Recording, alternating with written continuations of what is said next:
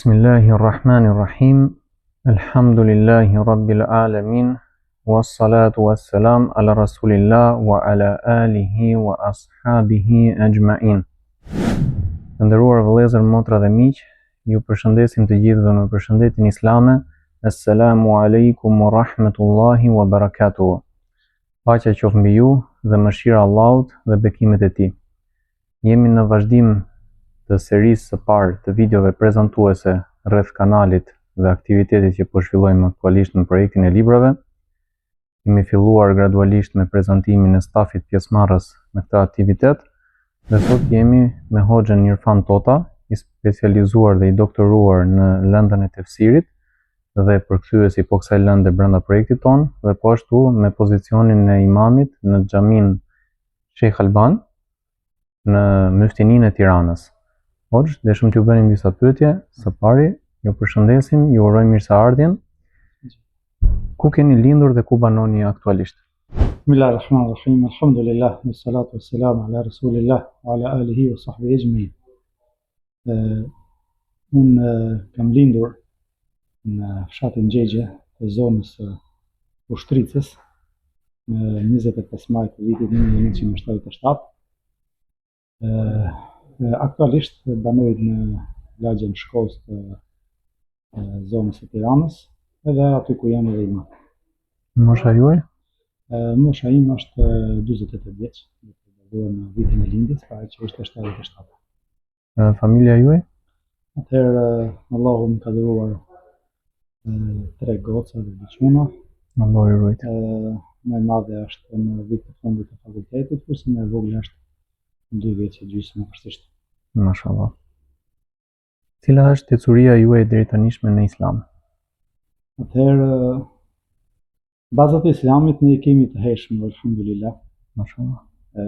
Stërgjyshim ka qenë hoxhë nderuar, quhej Kamber Tota, Mullah Kamberi si thonin ata.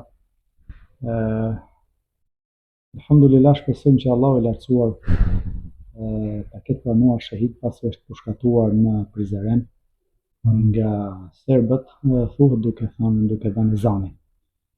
Pastaj gjyshi ka qenë njëri i thjesht, por e kishte gjithmonë merak punën e fesë. Pastaj babi im ka përfunduar derisen e Tiranës që në vitet 50-60 të shekullit të kaluar, dhe që në fjalët e para të shahadetit të Islamit më kujtohet si sot kur flenin gjumë ne të gjithë fëmijët, babi na i thoshte disa sure të shkurtra, shahadetin na i përsëriste natyrisht në formë fshehtësi totale të plotë, sepse ishte koha e regjimit komunist. Dhe elhamdulillah që atëherë i kemi patur atë bërthamën dhe rrënjosjen e dashurisë për Islamin, për fenë dhe për Allahun e lartësuar dhe profetin alayhi salatu wassalam.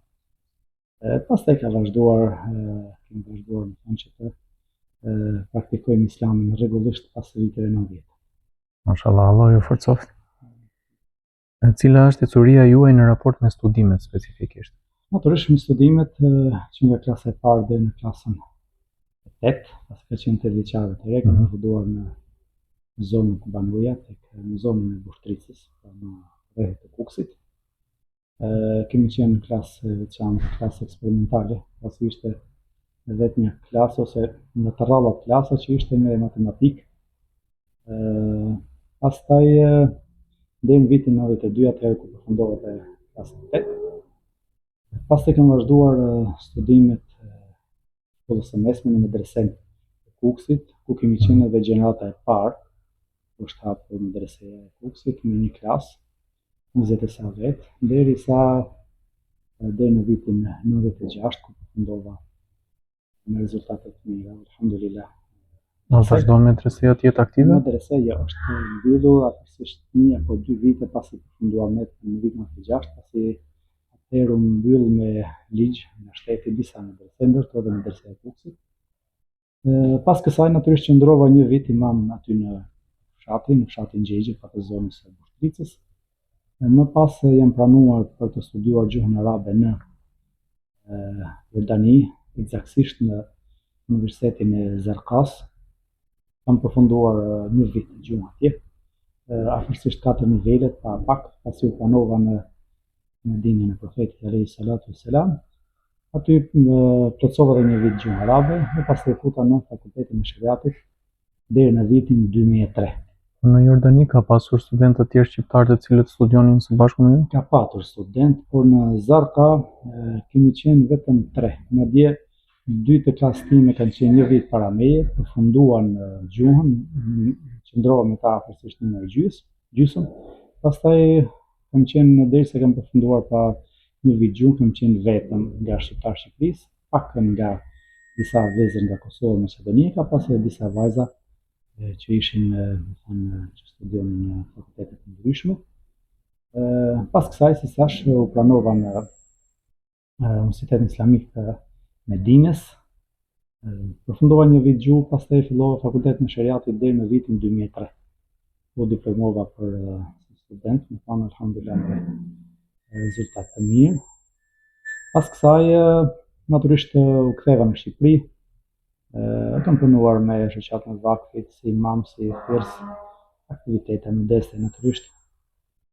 Kam qenë si ndihmës imam tek xhamia e Sheikh Albanit aty në lagjin Shkoz në Tiranë, pasi që nga viti 2007, pasi babi përfundoi, më thënë, la imamlikun të xhamia e Din Hoxhës, erdhi dhe u vendosi imam tek xhamia e Sheikh Albanit në lagjin Shkoz. Isha si ndihmës imam deri në vitin 2011.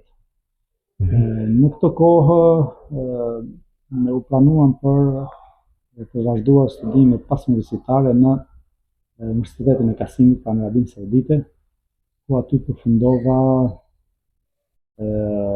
magjistraturën në shkencën e tefsirit, pra shkencat e tefsirit, pastaj edhe të Kuranit, pra quhen shkencat e Kuranit dhe tefsirit. Pas kësaj vazhdova doktoraturën dhe kam përfunduar, jam kthyer nga Shqipëria në vitin 2020, kurse temën e doktoraturës e kam mbrojtur eksaktësisht në datë qershor të vitit 2024, alhamdulillah. Pra e keni vazhduar studimet pjesërisht edhe nga larg në jetën kohë. Kur u ktheva në vitin 2020, më kisha për shumë arsye personale, kisha përfunduar pjesën studimore të doktoraturës, kisha ngelur vetëm plotësimin e temës, dhe ato e kam plotësuar në Shqipëri, po ashtu e kam shkuar me periudha kohore të shkurtë në Arabinë Saudite, e kam punuar intensivisht, derisa Allahu i lartësuar ma mundsoi që ta përfundoj. Nëse llogarisim në total gjithë këtë periudhë, mund të bëhen ndoshta rreth 15 apo 20 vjet studime në tërësi? Natyrisht janë shumë si vite dhe i lutem Janë të shkëputura. Po të shkëputura natyrisht. Më thanë, i bjen afërsisht 15 vite në Arabi Saudite, 6 kam qenë, pra 5 në Medinë, një vit në Jordani, pastaj edhe 9 vite në Kasim. Allah ju ndihmoft në vazhdim. Cila është ecuria juaj në raport me punën ose profesione që mund të keni zhvilluar krahas studimeve? Natyrisht nuk kam marrë një profesion të veçantë. Kemi kthyer nga Medina, kemi bërë punë të thjeshta jo të Hoxhës, kurse aktualisht jam aktivizuar tek Liga e Hoxhallarëve, jam edhe antar i komisionit të hoxhallarëve. Pozicioni juaj brenda shoqatës? Aktualisht jam në kryetari i Ligës së Hoxhallarëve. Edhe vazhdoj imam i xhamisë Albani, aktualisht jam imëruar si zëvendësues, për shkak se më është babi ka imi si imam, edhe sa të jetë ai gjallë, më thonë, na vjen turp që ta zëvendësojmë, edhe pse mundësitë fizike dhe mendore nuk i ka aktualisht, lutem Allahut që ta ruaj, sepse ai është ai i cili na ka ushqyer, na ka mbështetur, bashkë me nanën, Allahu mëshiroft që ta vazhdojmë të rrugë, dhe i lutem Allahut të lartësuar që të shpërbejë në dunjë të ahiret. Cilat janë objektivat tuaja për të ardhmen tashmë?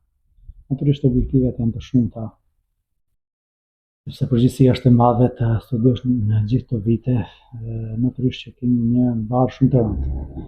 Unë shpresoj që në të ardhmen të vazhdoj me, natyrisht mendoj që çdo person i cili përfundon një fakultet mos shkputet kurrë në kurrës nga drejtimi i një xhamie, sepse është vendi në të cilin edukohen brezat, ku imami vetë së pari ruan besimin e tij, edhe pastaj përpiqet që të shkarkojë një nga përgjegjësitë më të mëdha që ka shpërndarja e diturisë dhe dhënia e zakatit të kësaj diturie. Kemi një projekt, më thonë që të vazhdojmë edhe me disa libra, me përkthime, i lutem Allah që të na jap sukses dhe sinqeritet. Amin, Allah ju shpërbleft. I kujtojmë shikuesit tanë që të na nderojnë me një subscribe, like edhe share. Ju përshëndesim të gjithë. Subhanakallahumma wa bihamdik, wa ashhadu an la ilaha illa anta, wa astaghfiruka wa atubu ilayk.